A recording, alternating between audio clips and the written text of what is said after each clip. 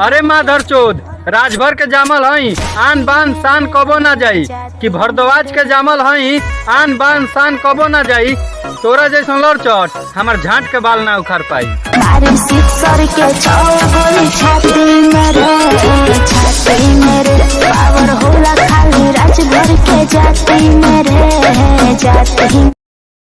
का कहला हवे कोई ईरान के लड़का से टकराइबे तोरा जब मन करे तब टकरा ली है कि का कहला कुशवाहा जी के लड़का का अजमाइबे तो तोरा जब मन करे तब अजमा ली है।